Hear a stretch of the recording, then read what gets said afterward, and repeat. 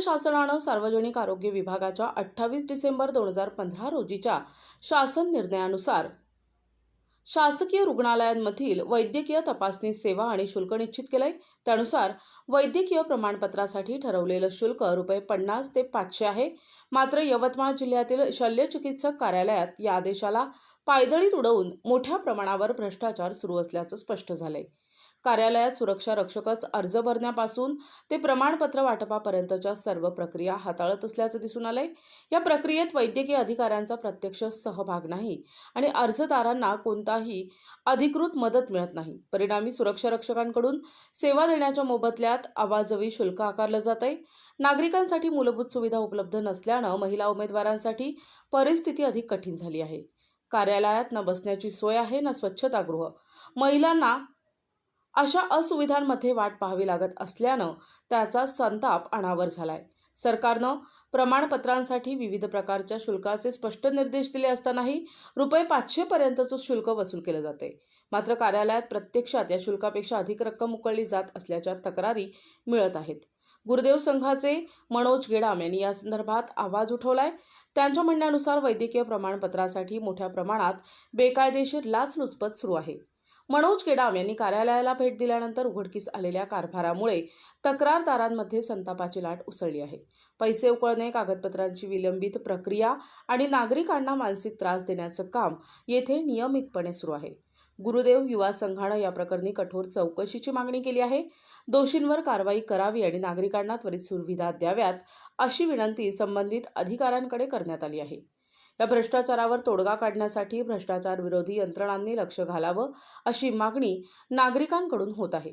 योग्य चौकशी आणि कठोर उपाययोजना झाल्यास भविष्यात अशा गैरप्रकारांना आळा घालता येईल असं नागरिकांचा विश्वास आहे। नमस्कार।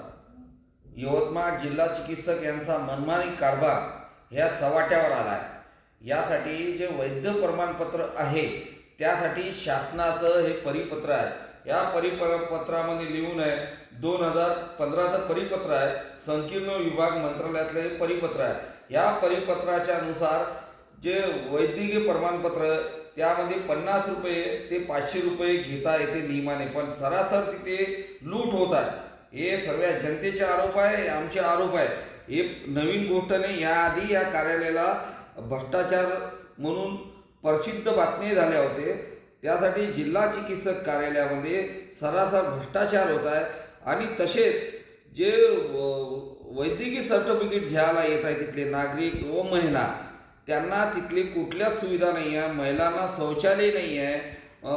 त्यांना फरशीवर बसा लागत आहे थंडीच्या दिवसामध्ये।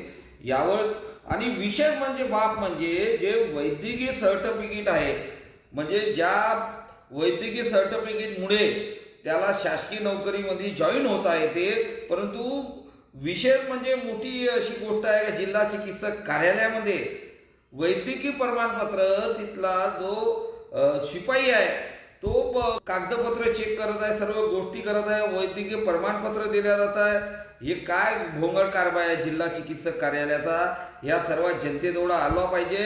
हे आमचे प्रशासनाने आणि नेमकं जिल्हा चिकित्सक यांच्या अनेक लोकांनी जिल्हा चिकित्सकचा भ्रष्टाचार सामने आणला, म्हणजे नेमकं जिल्हा चिकित्सक यांच्या डोक्यावरून नेमके कोणत्या राजकीय नेत्याचा हात आहे हे मोठा प्रश्न आहे। आणि जिल्हा चिकित्सक हे कधी ना कधी चर्चेमध्ये राहते। नेमकं याच्यावर कारवाई का नाही करत? प्रशासन नाही करत, वरिष्ठ नाही करत, आमदार करत नाही, खासदार करत नाही, मंत्री महोदय करत नाही, आरोग्यमंत्री करत नाही। नेमकं जिल्हा चिकित्सक काय आहे हे मलाही नाही समजत आहे। यांचे पुरावे जनतेत सादर करत आहे। काही लोकांचे तर 2022 पासून त्यांचे डॉक्टरच्या अलगर्जीमुळे मृत्यू झाले खाजगी दवाखान्यात, अद्यापही त्यांना त्या भरपाई नुकसान मिळालं नाही आहे। यामुळे जिल्हा चिकित्सक हे गरिबाचे आहे नाही हे सिद्ध झालं आहे।